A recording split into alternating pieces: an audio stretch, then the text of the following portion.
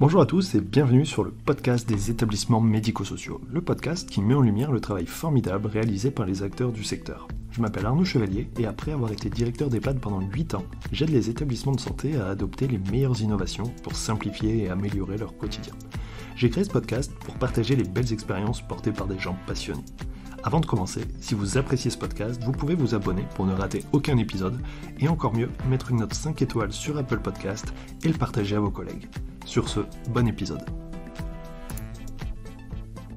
Bonjour à tous, aujourd'hui je discute avec Audrey Warnier qui est aide-soignante et aussi qui fait de la zoothérapie. Et voilà, l'idée c'est de discuter ensemble sur votre parcours et comment vous travaillez, qu'est-ce que à travers la zoothérapie vous accompagnez les établissements. Ça Très bien, va? oui. Super. Et ben dans un Alors, premier temps, je vous propose peut-être de vous présenter, expliquer votre parcours. mmh donc bonjour à tous. Moi, c'est Audrey, donc je suis aide-soignante depuis 10 ans. À la base, j'avais fait aide-soignante pour après, dans un projet évoluer infirmière et cadre infirmier. Sauf que j'ai travaillé un peu dans le milieu du handicap et on m'a proposé au CH de Reims d'intégrer les UVP, la psychogériatrie, et je suis littéralement tombée amoureuse du rôle aide-soignant auprès des personnes âgées. Donc dans les UVP, donc les unités de vie protégées, le but est de ralentir l'évolution de la maladie. Donc on retrouve des personnes souffrant de la maladie Alzheimer et apparentée, donc démence type Alzheimer. Et donc le but du pôle, c'était de ralentir l'évolution de la maladie, de faire vraiment un lieu de vie et d'apporter le plus de choses qu'on pouvait, de prendre vraiment en soin dans sa globalité les résidents. Donc on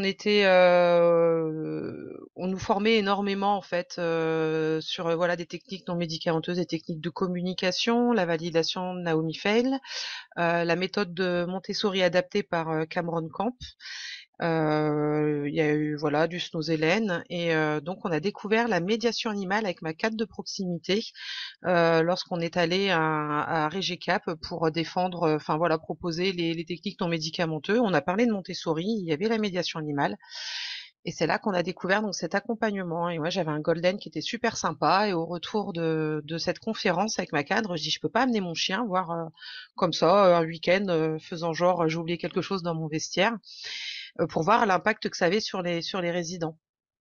Et là, ça a été un coup de baguette magique où on a vu des résidents juste au contact de l'animal, se remettre parfois à parler, à vouloir se lever. Enfin, on a vu un comportement changeant, donc on a un peu creusé. Et mon chef de pôle était en lien avec François Béger, donc qui a l'IFZ, donc qui forme la médiation par animal. Donc on s'est un peu renseigné en se disant mais il y a beaucoup de choses à faire avec ça. Il faut être formé aussi, il faut pas faire ça n'importe quoi. Et donc il y avait l'ergo aussi, l'ergothérapeute de ma structure aussi qui était aussi sur cette méthode-là. Donc on a été toutes les deux formées à la médiation par animal. Au début, j'intervenais avec mon animal, c'est là où je soulignais l'importance d'être formé. C'est au début, j'intervenais avec mon animal, je venais travailler, il venait avec moi dans l'unité, il se baladait, de manière autonome, il faisait sa petite vie avec les résidents, donc on trouvait que c'était plutôt pas mal. On a vu des effets de suite sur les troubles du comportement liés aux démences type Alzheimer. Après, par contre, on a vu qu'il fallait cadrer les choses pour le bien-être de l'animal, du résident, tout ce qui est assurance et compagnie. Donc, je suis partie en formation. Et là, on a essayé de faire vraiment la démarche thérapeutique de la médiation animale. Parce qu'il faut savoir qu'il y a les chiens visiteurs, le chien qui va venir tout simplement pour faire plaisir. Hein, l'animal fait toujours plaisir, à part aux gens évidemment qui n'aiment pas les animaux. Et donc voilà, on a voulu faire une approche thérapeutique avec des ateliers bien définis, en définissant une problématique à résoudre. Donc toujours en amont, voire en équipe, on travaille pas seul. C'est vraiment une approche où on travaille pas seul, on est déjà avec notre animal, mais voilà, si on veut vraiment en fait faire la différence entre le chien visiteur et la vraie médiation, on peut dire zoothérapie, médiation animale, atelier thérapeutique assisté par l'animal. Il y a plusieurs noms qui regroupent ces interventions donc non médicamenteuses. Pareil, on remplace pas un traitement par l'animal. Bien souvent, on dit Ouais. ouais, le chien c'est le médicament, c'est le thérapeute. Non, le chien c'est le médiateur. Il aide en fait à créer le lien, mais le chien ne remplace pas voilà un traitement. C'est complémentaire. C'est vu avec les médecins. Alors des fois, ça peut arriver que voilà le fameux si besoin ne va pas être donné en présence de l'animal parce que ça va apaiser la personne, donc on va pas y avoir de troubles du comportement. Mais ça ne se substitue pas aux accompagnements médicamenteux non plus. Il faut bien savoir que c'est bien complémentaire. C'est clair. Ouais. Je pense c'est vrai qu'il y a un sujet qu'on peut oublier par toi, mais, voilà, un sujet qui revient assez souvent, c'est cette notion aussi de faire très attention à l'animal, justement, Mmh. et faire Ouais. attention à lui. Autant les résidents, les personnes, les patients vont être très réceptifs et peut-être même très démedants, Mmh. enfin, qui vont demander beaucoup. Ouais. Et du coup, c'est faire vraiment très attention à prendre soin de... Mmh. Et c'est là où voilà, où faut être formé parce que en fait, on veut quand on arrive avec son animal ou avec n'importe quelle autre démarche, hein. Alors quand on arrive avec son chariot Snozellen, le chariot, il s'épuise pas. L'animal, par contre, il a des besoins, C'est des besoins d'animal. Ça reste un chien, ça reste un lapin, ça reste un cochon d'Inde, ça reste un cheval. Donc il nous aide, il est là pour voilà pour faire le lien, mais voilà, c'est pas tous les jours, c'est pas toute la journée, c'est pas pendant 8 heures. Le chien, il emmagasine quand même les émotions, ce qui se passe. Il est extrêmement sollicité, donc c'est aussi important de la manière dont on va tourner notre atelier. C'est-à-dire, par exemple, un atelier vraiment, le chien va être actif au début pour voilà, pour créer le lien, créer de l'émotion, et c'est là on va voir qu'on va pouvoir travailler très rapidement sur les problématiques. Derrière, le chien, il se met en off, et c'est voilà, c'est le thérapeute qui doit en fait, par ses voilà, ses ateliers, ses supports, voilà, laisser un peu tranquille le chien et travailler les problématiques. Donc après, on peut travailler avec plusieurs animaux en même temps. Donc moi, je travaille avec le chien, après des animaux entre guillemets sur table, donc lapin, cochon d'Inde. On va travailler Mhm. voilà d'autres problématiques pendant que le chien reste en off. Et pareil, avant les ateliers, le chien doit courir. Il doit pas être malade, il doit avoir envie de venir. Moi, si le chien en fait ne fait pas la fête quand je lui mets son harnais de travail, ben je prends pas le chien. Si je vois que le chien ne veut pas rentrer dans une chambre, ça c'est vu en amont avec les structures, je rentre pas dans la chambre, je force pas mon animal. Donc il y a vraiment aussi un lien à créer avec ces animaux, à voilà, à observer. Là, il a un comportement, c'est pas normal. Alors des fois, ça peut aussi amener des certaines situations. J'ai déjà vu mon chien réagir bizarrement, la personne est décédée le lendemain. Donc on s'est rendu compte qu'il y D'accord. avait voilà qu'il y avait eu un couac, que la personne avait une hémorragie interne et bon, elle était voilà elle était âgée, mais on a vu même avec l'animatrice qui m'accompagnait que le chien avait un comportement différent d'habitude et on a prévenu les équipes médicales en se disant là il se passe quelque chose, le chien d'habitude ne fait pas ça. Donc faut vraiment être voilà dans l'observation de son animal et voilà un animal blessé, un animal qui voilà on travaille pas avec, on le laisse tranquille et on doit respecter son rythme. Et pareil à la fin on doit aller le faire courir. Faut voilà, faut penser à ça. D'accord. Il faut aussi penser, voilà, je comparais un peu avec le Snowzellen. Une fois qu'on a terminé notre atelier, on range le chariot. Par contre, une fois qu'on a terminé l'atelier de médiation animale, ben, le chien il rentre à la maison, c'est son chien. Donc pendant les vacances, on a son chien, on a tous les frais liés à l'animal, séance d'ostéo, vétérinaire. Enfin voilà, faut penser au bien-être, pareil de l'animal quoi. Ok. Et aujourd'hui, comment vous travaillez? Ça veut dire, est-ce que pendant, vous faites le lien, par exemple, ça se passe pendant pendant votre poste, et c'est l'animal qui est là, ou alors c'est vraiment sur des séances spécifiques? Alors, quand j'ai commencé dans ma structure, on avait une salle de médiation animale, donc je venais en tant qu'aide-soignante avec le chien. Le chien restait dans la salle de médiation. Je faisais un atelier le matin. Il avait son moment à lui. Après, il se posait dans la salle de médiation. Des fois, il y avait même mon cadre qui venait le chercher et il restait dans le bureau avec le cadre. Le midi, pareil, il était en off. On faisait 2 ateliers l'après-midi.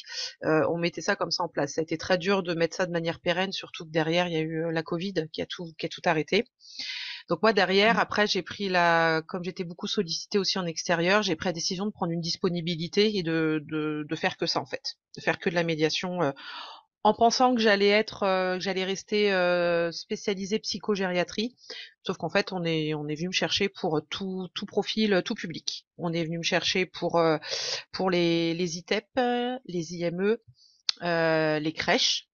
les nounous, les alors les diverses structures personnes âgées, les unités de médecine, en fait, ça touche un peu, voilà, ça peut toucher en fait à tout profil, à tout public. Dans les lycées professionnels aussi, Oh. dans les classes Ulysse, là, donc du coup, voilà, j'essaie aussi de me spécialiser un peu plus dans tout ce qui est voilà enfants, tout ce qui va être troubles du neurodéveloppement, l'autisme et aussi les enfants qui ont vécu le harcèlement scolaire. Donc on a fait plusieurs projets avec des profs, des instits pour voilà travailler sur voilà donc voilà. Voilà, on peut y revenir sur avec quoi on peut travailler sur la médiation animale. Donc on peut travailler en gros de 0 à 100 ans. On peut travailler avec la médiation. Je sais qu'il y a aussi des animaux qui sont dans les tribunaux, de la police aussi. Quand il y a des Hmm. dépositions d'enfants et tout ça, ils aident beaucoup à évacuer. Donc après au niveau aide l'animal, voilà, on va pouvoir travailler l'ergonomie, on va pouvoir travailler la mobilité. Donc moi quand j'étais aide-soignante, je travaillais voilà en collaboration avec les kinés, les psychologues, les ergothérapeutes, les infirmiers, le médecin. Ça m'est déjà arrivé de d'assister un infirmier pour un changement de pansement. La personne était tellement douloureuse qu'en fait on mettait le chien en support de l'autre côté. Bon, on faisait évidemment attention à l'hygiène. En fait, la personne, on détournait l'attention pendant le pansement, elle caressait l'animal et de l'autre côté, ben voilà, on pouvait effectuer le pansement, le pansement. Ouais. Travailler sur ben voilà les troubles du comportement, de canaliser la déambulation. Donc là, je parle de la personne âgée dans les UVP, où en fait on va promener l'animal, on va faire des parcours, et en fait on va mettre des chaises selon voilà des positionnements, on va faire asseoir la personne, elle va brosser l'animal, et du coup on va essayer de canaliser la déambulation pour que la personne puisse un peu se reposer. À l'inverse, quelqu'un qui est isolé en chambre, on va aller le chercher avec l'animal. Alors il va y avoir toujours un but. Alors pareil, laisse aussi la notion de choix, on va proposer. On va dire, bah, est-ce que vous voulez promener l'animal, est-ce que vous voulez nourrir l'animal? Donc on va pouvoir voilà sortir de l'isolement les personnes. Donc forcément, pareil, des refus de soins si la personne ne veut pas se laver parce qu'elle sort pas, parce qu'elle voit pas le but. Bah là, si elle sait qu'elle va sortir, qu'elle va promener l'animal, qu'on va la regarder, elle va se dire, bah oui, je vais peut-être m'habiller, me coiffer, faire ma toilette. Donc on peut voilà détourner grâce à la présence de l'animal. J'ai déjà vu aussi avec des kinés sur la rééducation. Donc une dame qui s'était voilà cassé le bras et qui ne voulait pas faire sa rééducation, bah, on lui faisait brosser le chien. Et en fait, bah, en faisant ça, en brossant le chien, bah, elle faisait sa rééducation. Donc voilà, ça peut être plein de petites astuces sur l'alimentation. Ça va être, ben voilà, on va nourrir les animaux. Et en même temps, on va parler de son alimentation à elle et on va pouvoir ben, voilà, travailler sur l'alimentation. Donc là, c'était grosso modo sur la personne âgée. Sur les enfants, par exemple, en classe Ulysse, là, le gros projet que j'avais fait, donc on avait travaillé et sur le harcèlement, parce que bah, c'était des enfants qui avaient allez, 90% subi le harcèlement. Donc on avait parlé sur voilà l'image de soi, les différents animaux, comment voilà. Ils sortaient le chien pendant la récréation, donc tous les élèves venaient les voir parce qu'ils avaient le chien, donc ça les mettait en valeur. Et on travaillait sur la confiance en eux, donc pour qu'ils passent leurs oraux en troisième, leur diplôme, ben voilà, donc tu donnes des ordres aux chiens, tu t'affirmes, tu travailles là-dessus. Et en fait, on avait réussi à amener le chien jusqu'aux épreuves en fait. Donc le chien les avait accompagnés dans les salles où ils avaient passé leurs oraux, les même voir les personnes les euh, les correcteurs qui avaient salué le chien et du coup bah voilà on avait réussi à gérer un peu le stress. Donc ça, c'était sur la confiance en soi. Et après, ben, quand voilà, dans les classes Ulysse, quand on a des élèves, par exemple, dans un problème de mathématiques, et ben, on va adapter les supports avec l'animal. Ben, tiens, là, il y a le lapin, il mange 300 grammes de granules par jour. Je lui donne en 2 fois, donc on lui donne matin et soir comment, on fait une division. Donc, en fait, on adapte les supports pédagogiques en lien toujours avec l'animal. Donc français, pareil, on va faire de l'écriture. Là, par exemple, un texte qui parle de l'animal, c'est un mâle. Ben là, il y a 2 femelles. Il faut que je mette au pluriel et que je mette au féminin, toujours en lien avec l'animal et l'animal est présent. Donc voilà. Et- Ouais, c'est fou à quel point il y a quel point de choses fortes à faire. Mm. Par C'est exemple, avec vraiment. voilà les personnes autistes, va y avoir un voilà pareil, canaliser les émotions et tout ça, travailler avec pareil différents supports, matières. En fait, En fait, je dirais bien l'animal, il est vraiment là pour faire le lien. Après, ce qui va dépendre, c'est la personne qui est derrière, ce qu'elle va proposer aussi. Parce que voilà, si elle propose juste d'arriver avec son chien avec un petit gâteau, on va pas traiter une problématique, on va faire plaisir. Par contre, derrière, voilà, si on se pose en amont avec une équipe pluridisciplinaire et on se dit voilà, il y a telle problématique, on travaille ensemble, on fait des transmissions, on réévalue nos ateliers, voir si ça a fonctionné, toujours se remettre en questionnement si ça a fonctionné, puis adapter au maximum et individuer toute cette méthode. C'est fou, hein. Qu'est-ce qui a changé dans le fait d'en faire un métier à 100%? Enfin, je veux dire d'être vraiment, de faire cette activité encore plus. Euh, alors au début, moi, je m'étais vraiment focalisée sur la psychogériatrie et en fait, j'ai vu qu'on pouvait changer énormément de choses dans beaucoup de structures, le social, le médical. La sécurité de l'emploi est moindre que voilà quand on Ouais. est fonctionnaire, aide-soignante, qu'on a le salaire qui tombe à la fin du mois entre guillemets. Là, voilà, en fait, on s'arrête jamais. C'est vraiment, on est auto-entrepreneur. Voilà, il y a les assurances, il y a les URSSAF, il y a tout ça. Enfin, il y a plus la sécurité de l'emploi parce que demain, moi, mon animal, il est malade, je peux pas travailler. Mm. Donc, il y a quand même ce côté-là. Par contre, moi, j'aimais bien déjà les animaux avant, donc entre guillemets soigner. La dernière fois, je m'étais un peu heurtée avec une personne qui a dit oui, on met le mot thérapeute à tout, voilà, à toutes les sauces. Vous êtes qu'une aide-soignante spécialisée en santé mentale. On n'est pas spécialiste en étant aide-soignante. Enfin, je m'étais un peu heurtée avec cette personne-là. J'ai dit après, le mot thérapie, c'est soigner. Donc après, on met quoi derrière le soin? Est-ce qu'on met juste soigner un problème cardiaque ou apporter du bien-être aux personnes? À partir du moment où on apporte du bien-être, ben, on peut peut-être se voir en tant que soignant entre guillemets. Et c'est déjà Donc énorme, hein, oui, en fait, sur le principe. c'est ça, complètement. Bah, quand on a une personne, quand on arrive à voilà adapter tout un accompagnement d'une personne dans une structure, parce qu'en fait elle se met à parler au contact de l'animal, donc l'on se dit elle est encore capable de parler et de comprendre ce qu'on lui demande. Bah, derrière, quand on va arriver pour faire, bah, par exemple en tant qu'une aide-soignante la toilette, bah, on sait qu'on va pouvoir voilà la questionner de manière entre guillemets normale, parce qu'on sait qu'elle nous comprend en fait. Ah, mais en fait, elle entend bien. Mais en fait, on s'est rendu compte qu'elle voyait le chien que quand il était tout près. Donc, c'est peut-être ses lunettes qui sont plus adaptées. Enfin, on peut faire vraiment énormément de choses, quoi. Donc, Oui, puis ça crée du lien, en fait. Et quelque chose pour que mm, celle, il n'y a pas vraiment d'interaction. Voilà, il n'y a plus forcément de lien. Par contre, peut-être qu'avec l'animal, bah, là, il se passe quelque chose. Et oui. ça, c'est quand même assez extraordinaire. En fait, les personnes ne vont pas du tout on se sent pas jugé par un animal. Déjà, l'animal, il n'arrive pas en Oui. blouse. Il est quand même, alors, en pâte de manière naturelle. Alors après, il faut que l'animal soit aussi adapté à la médiation. Mais ils se sentent pas jugés, donc ils y vont. Et quasiment tout le monde en fait a eu un contact, a eu un animal dans sa vie un jour, enfant ou autre. Donc ça, voilà, en fait, ça va ramener de l'émotion et on va se servir de l'émotion créée pour travailler derrière. Moi, quand j'arrivais juste en blouse, j'étais une simple aide-soignante. J'arrivais avec le chien, j'étais la dame au chien. Alors ils se souvenaient du nom du chien, mais pas le mien. Ça c'est Mm. quelque chose. Oui, on a vu que par les émotions, on arrive à mieux encoder dans la mémoire des choses. Donc pour aussi l'apprentissage, on a vu voilà de meilleurs apprentissages et on voit vraiment de belles choses. Ouais. Et est-ce qu'il y a une différence aussi, que ce soit le chien ou un autre animal plus petit? Oui, on va pas travailler la même chose. Alors déjà, il y a le comportement, le caractère de l'animal. Moi, j'ai trois chiens. J'ai un chien, c'est un Labrador croisé braque qui est très anxieux. Je l'ai testé à la médiation. Il est super comme chien de famille, mais il est tellement anxieux, il lui faut tellement un temps d'adaptation qu'en fait, en médiation, il va stresser, il va pas être bien. Donc, je le fais pas travailler. J'ai une golden, donc crème à poils longs. Donc, on va aussi travailler le sensoriel avec cette chienne-là. Par exemple, avec les adolescents, on va travailler comme elle tire plus en laisse, ben, on va travailler voilà le côté impose-toi, les choses comme ça. Et j'ai un plus petit chien, un croisé gabarit 10 kilos, donc là, ben, il peut aller sur les genoux, il peut monter plus facilement sur les lits. Donc, par exemple, quand je vais faire du palliatif, je vais prendre plus le petit chien qui peut voilà facilement aller monter dans les lits. Le lapin, voilà, des fois quand par exemple on va reprendre le côté fin de vie ou des personnes qui ont peur des chiens, je vais prendre mon lapin. Pareil, ce lapin est adapté. J'avais mon lapin d'avant qui était pas du tout adapté, il a jamais fait de médiation. Ce l'impala, bah, il est adapté, il vient sur les genoux des gens, il fait des câlins, il se pose. Donc on va vraiment travailler de choses différentes selon, par exemple, les types de praxifines.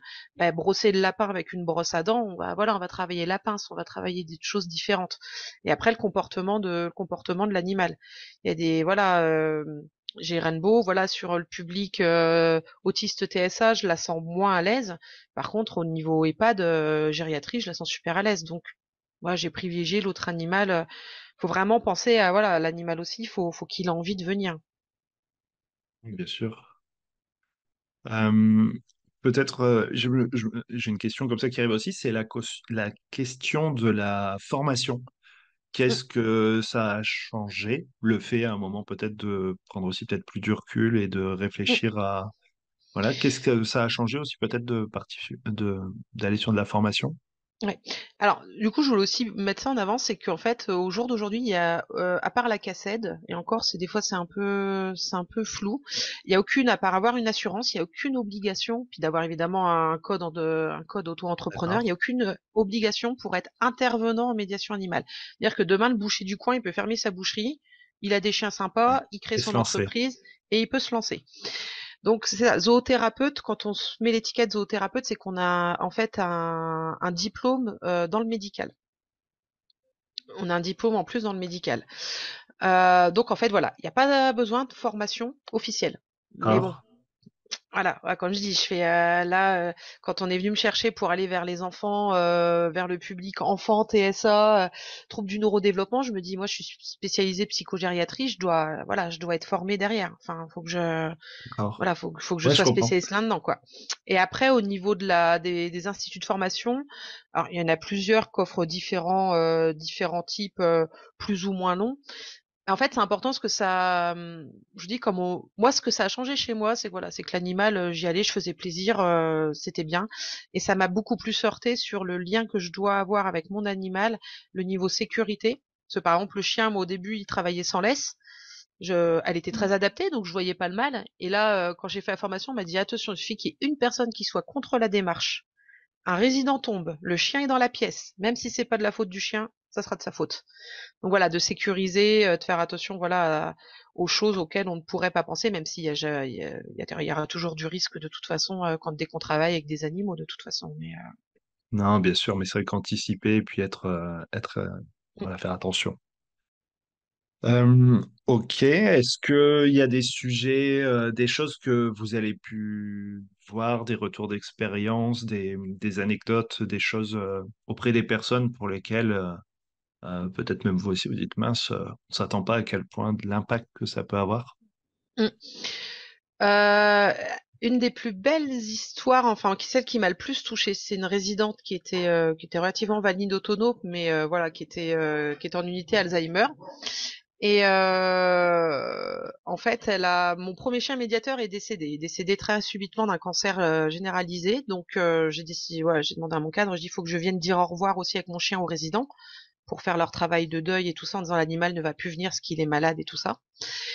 Et donc je vais dire au revoir à la résidente et quelques mois après, alors là c'était assez beau parce qu'en fait toute mon équipe s'est cotisée pour me racheter un chien en fait, pour continuer la médiation au sein de l'unité. Et cette résidente, bah, pareil, un cancer qui se généralise et on lui demande de ce qu'elle veut en fait, à la fin, dans sa fin de vie, si elle a envie de manger quelque chose, de faire particulier, si elle a envie d'écouter de la musique particulière et tout ça. Et en fait, je faisais des visios avec mon chien. Et là, elle me regarde et elle dit, bah, j'aimerais bien voir ton nouveau chien. Et Ah ça oui. et je me suis dit, wow. Et c'était un peu dans la période, voilà, entre deux vagues de la Covid, et officiellement les chiens n'avaient plus le droit de revenir. Mais je vais voir mon cadre, je dis, il y a pas moyen, le chien, je le mets pas au sol. Mais elle me demande ça, c'est sa dernière volonté. Donc il m'a dit, oui, allez, on fait une petite exception. Et, euh, et donc je suis allée quand même voir les résidents que je suivais avec mon ancien chien. Donc bon, bah, la dame, elle était aux anges de voir le nouvel animal. Et les autres résidents, donc par contre Alzheimer assez prononcé, je me souviens qu'il y a un résident incapable de se dire voilà ce qu'il avait mangé à midi, il me dit oh c'est bien, tu as repris le même. Donc il s'était Ouais, souvenu en comme fait quoi. de l'ancien animal, et des fois il me bluffe en fait de se souvenir du prénom de l'animal, et donc ouais ça il bluffe. Les enfants. Les enfants aussi. Les enfants, quand j'interviens dans les relais d'assistante maternelle ou chez les nounous, où on me dit oh là là, non mais il peut pas s'approcher de l'animal, il a peur, c'est impossible, c'est une phobie. Et en fait non, c'est juste de l'appréhension. Et quand ben voilà, en fin de séance, l'enfant vient faire un gros câlin avec un gros câlin à l'animal, on se dit qu'on a ouais, en une séance, on a déjà réussi à faire un truc assez sympa quoi. Donc Ouais, c'est quand même vraiment dingue, hein. Moi, j'ai un souvenir aussi dans un établissement où, en fait, d'un seul coup, alors c'est un poney qui arrive et hmm, on sent que d'un seul coup, mais il y a je sais pas, c'est un vortex. Vraiment, d'un seul coup, l'attention repart sur hmm, l'animal tout de suite. Et ouais. d'un seul coup, ouais, il se passe un truc, quoi. On le sent, mais à quel point autant il se passe pas grand-chose, c'est calme, enfin, c'est. Et d'un seul coup, voilà, c'est 100%, il y a de l'attention, en fait, qui est assez impressionnante, quoi. Ah oui, non, c'est oui, il y a une concentration, ouais, de l'attention sur, je pense, bah, vis-à-vis de l'émotion en fait que peut générer la présence de l'animal. Après, on est quand même, ça reste encore exceptionnel en fait de voir un animal dans les EHPAD, à part quelques chats à demeure. Donc forcément, on reste aussi un peu sur le caractère C'est exceptionnel. clair, c'est Je pense clair. que si voilà, il y a tout le temps des chevaux, tout le temps des animaux, peut-être qu'il y aura plus cet effet de Oui, ça surprise et devient une qui, habitude, ouais, ouais. ouais, donc ouais, ouais, avoir ouais, sur les animaux à demeure. Et alors par contre, voilà, sur les animaux à demeure, faut faire attention, voilà, au rythme aussi de l'animal. Quand voilà, l'animal, il doit avoir son temps de pause, et il doit pas être sollicité H24. C'est pas possible. L'animal, c'est au risque du bien-être de l'animal. Donc Oui, c'est ça, puis ça- vraiment faire attention, et ça revient un peu sur la question de la formation, même s'il n'y a pas un diplôme, un truc, mais vraiment faire très attention, prendre du temps, de la réflexion, et puis vraiment, ouais, vraiment faire attention, je trouve. ouais, puis des fois dire stop. Alors on le dit Ouais, hein, dans les conventions et autres, on le dit aux structures. On se dit à un collègue, c'était arrivé où en fait il avait défini un nombre de participants. Il est arrivé et là il y avait le double ou le triple. Il a dit mais non, moi non, je sors pas mes animaux. Je sors pas ouais. mes animaux, c'est pas non non, c'est voilà donc après voilà il y a aussi le côté un peu terre à terre financier. Mm. Un intervenant qui va demander très peu cher, bah, pour en vivre, c'est-à-dire qu'il va pas mal enchaîner en fait les voilà les ateliers pour pouvoir en vivre. Donc enchaîner les ateliers, ça veut dire que bah, le bien-être de l'animal, il est peut-être pas bien Ouais, respecté. Donc voilà, là comme c'est voilà, c'est un peu à la mode, on commence à avoir certaines dérives de se dire bah voilà, moi j'ai mon chien qui est super sympa, je vais aller faire de la médiation animale. Oui, attention, faut connaître le public, faut pas faire n'importe quoi parce que c'est comme ça que des fois on décrédibilise la méthode et le type d'accompagnement. ouais. Non, bien sûr, bien sûr, bien sûr. Ok. Peut-être qu'est-ce qu'on pourrait dire à un établissement ou un service ou voilà à quelqu'un qui veut lancer un projet, qui veut essayer ou qui veut faire appel à quelqu'un pour son service, quel conseil vous donneriez? De rencontrer plusieurs intervenants différents, de voir les formations de l'intervenant en amont, selon le type où on veut voilà où on veut exercer. Et voilà, bah, de regarder le niveau tarif. Parce qu'évidemment, on est souvent avec des budgets serrés, donc on va peut-être être plus facilement dire ah bah il est moins cher, on va prendre celui-là. Après, ça dépend ce qu'on veut en fait. Si on veut juste voilà le passage du chien plaisir ou si on veut vraiment faire un travail un peu plus de fond. Euh, Définir, pareil aussi, les équipes sur place, leur expliquer ce que c'est. Pourquoi pas mettre un référent en fait qui accueille, qui accompagne. J'interviens dans une structure, dans un CH, avec le service animation. Les animatrices sont tout le temps avec moi et les soignants maintenant s'arrêtent, viennent à te participer aux ateliers, se disent ah quand on sait que tu viens avec les animaux, on essaie de finir avant pour profiter d'être avec toi, avec les animaux. On recrée du lien avec les résidents aussi à travers l'animal. Donc voilà, c'est ouais peut-être aussi engager aussi les équipes parce qu'on fait pas ça seul. En fait, on peut pas voilà quand on arrive à domicile, bah, même pas on travaille pas seul, parce qu'on travaille avec les familles. Ce qu'on peut faire aussi du domicile, mais voilà, c'est ne jamais travailler seul, travailler avec l'entourage et faire aussi un travail d'équipe avec l'animal inclus et aussi et tout l'entourage. Ouais, c'est intéressant. Qu'est-ce qu'on peut faire, par exemple, demander à l'équipe de faire ou de préparer, mais avant et après la séance? Bah déjà, si on a un suivi de groupe, c'est que les résidents soient prêts, les personnes soient Ouais. prêtes pour voilà pour la structure. Et Moi, par exemple, quand j'interviens à domicile en individuel, j'aime beaucoup dire aux parents ou aux familles, vous nous dites derrière l'effet, mais pas que à court Hmm. terme, à long terme. Si la personne, on va voilà réfléchir un peu sur les enfants ayant un trouble du spectre autistique. Si on voit que c'est trop pour lui, parce qu'il y a eu trop d'émotions et qu'en fait on crée des troubles du comportement. Alors certes, au moment de l'atelier, on aura fait du bien, mais si c'est pour derrière générer des troubles, il faut réfléchir à l'atelier et à l'accompagnement.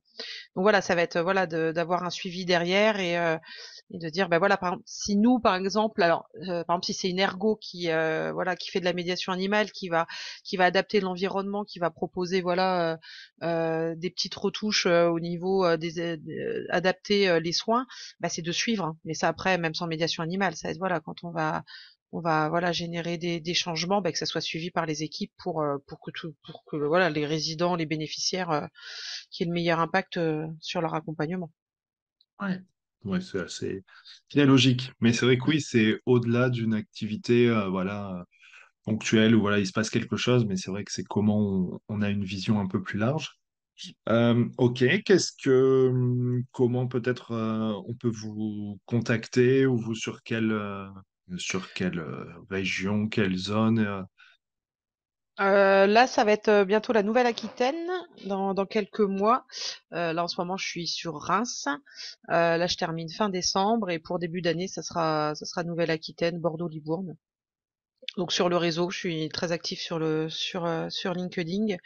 Alors, un petit peu moins sur Facebook, ça marche un peu moins, mais beaucoup plus ouais sur Ouais, sur LinkedIn, ouais. LinkedIn, je vois beaucoup de choses Mm. de vos publications et tout ça, et c'est vrai que c'est sympa. Puis c'est toujours aussi très positif. C'est ça qui fait plaisir. On sent qu'il y a un impact vraiment Bah, sympa Bah, c'est vrai que j'ai pour les toujours établissements. voulu voilà défendre un peu aussi le rôle aide-soignant, parce qu'on voilà on disait toujours un aide-soignant ça doit évoluer infirmière et pourquoi pas en fait un aide-soignant peut rester un bon aide-soignant et développer d'autres compétences.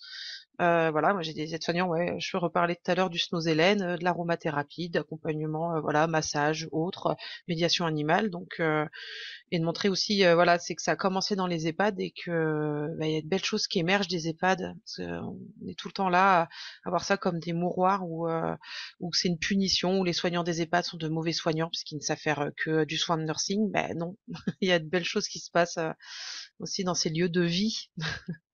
Ouais, il y a plein de choses bon, qui ont été imaginées, mais c'est vrai que là, c'est vraiment un super projet. Et c'est vrai que c'est bien aussi bah oui, d'évoluer, mais dans le sens voilà, de faire autre chose et puis de creuser aussi quelque chose qui marche bien pour aller un peu plus loin. Mm, Ouais, il y a une forme, oui, d'exemplarité, de se dire c'est top de pouvoir se dire, bah ouais, on peut faire autre chose, on peut faire mm. voilà, Ouais. des accompagnements aussi un peu différents. Ouais, là, on m'a sollicité pour intervenir dans les IRF pour aller sensibiliser sur les voilà l'évolution de l'aide-soignant dans les écoles. Voilà, alors aide-soignant, manip radio, pour voilà c'est quoi la bientraitance, la bienveillance et ouais comment une aide-soignante peut évoluer en fait. C'est que qu'est-ce qu'on peut faire autre qu'une toilette au lit? Se souvenir souvent, c'est ça en fait. C'est quoi le rôle de l'aide-soignant? C'est donner à manger et laver une personne, alors que ce n'est pas que ça. Ouais, bien sûr. Oui, et puis surtout quand c'est difficile, quand on n'y arrive pas, parce qu'il y a plein de choses, des troubles cognitifs et autres, Mm, avoir aussi des choses plus simples. Et puis on reboucle un peu ce qu'on a dit au tout début, c'est la question des thérapies non médicamenteuses. mm. Où, voilà, c'est simple, c'est efficace, c'est dommage de s'en priver, quoi. C'est ça. Ouais. Bon, on a encore du chemin à faire en France quand même. On est encore un peu frileux avec tout ça. Nos copains du Canada, pays du Nord, ils sont quand même beaucoup plus avancés que nous, hein. Nous, on se heurte à la hiérarchie, les normes, les procédures. C'est ouais, Mm. c'est un peu compliqué. Voilà, les animaux dans les hôpitaux, non, c'est sale. Bah oui, enfin, il y a des fois les roues des fauteuils roulants ou les chaussures des soignants sont plus sales que les pattes du chien. Donc, faut un peu relativiser quoi. Donc, Ouais. Ouais, c'est bien sûr, c'est clair. Ok, bah merci beaucoup pour toutes ces infos. bah Et puis, merci. ben, peut-être à bientôt. Ouais, merci beaucoup. Merci d'avoir écouté l'épisode jusqu'au bout, j'espère que le sujet vous a plu et qu'il vous inspirera. Pour m'aider à faire connaître le podcast, abonnez-vous sur votre plateforme d'écoute préférée ou notez-le et partagez-le sur vos réseaux sociaux. N'hésitez pas à me contacter sur LinkedIn pour toute remarque ou proposition de sujet. Bonne journée et à bientôt sur le podcast des établissements médico-sociaux.